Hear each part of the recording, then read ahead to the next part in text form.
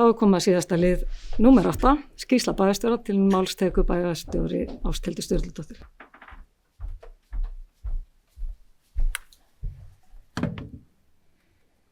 Forseti ágætu bæjarfulltrúar.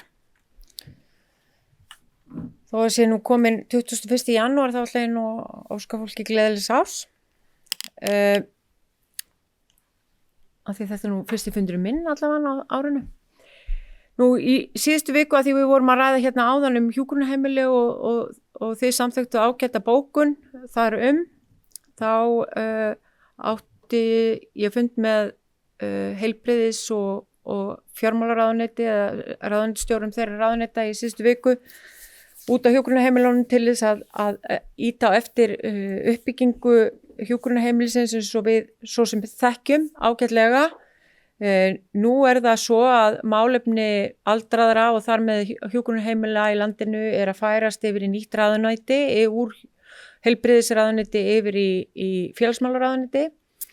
Þannig að ég ætla að vona að það verði engar tafir á málum vegna þessa en það eðlilega við svona skipti þá væntanlega verður svona einhverja tafir en það átta sig allir á þessu verkefni og nú bara bíðum eftir því hver stefna nýrra stjórnvalda í uppbyggingu hjúkrunarheimila.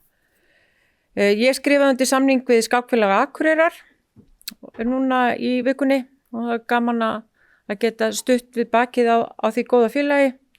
Þau með mikilvægt starf og sem víða bæinn í grunnskólum bæjarins og í íþróttahöllinni og með kennslu og að kynna ungviðið, skákina fyrir ungviðinu.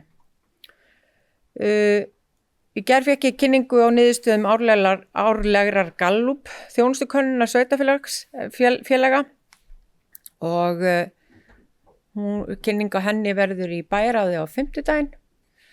Og ég held að við getum, svo ég segi nú lauslega frá því, þá held ég að við getum bara nokkuð vel við unnað en það ávallt þannig að við þurfum að gera sífellt betur en niðurstaðan nokkuð góð fyrir okkur.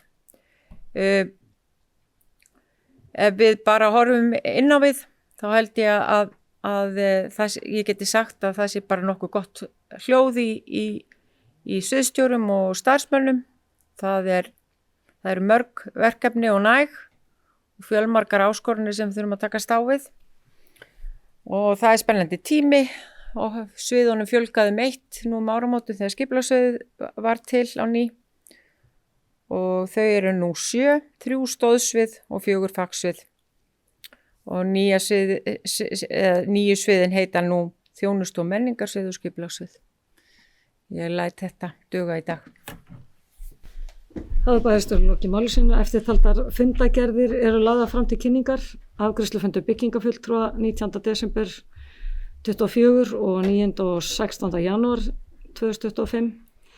Bæjarráð 19. desember 24 og 9. og 16. janúar 25. Fræðslu- og lýðheilsuráð 11. desember 24 og 8. janúar 25.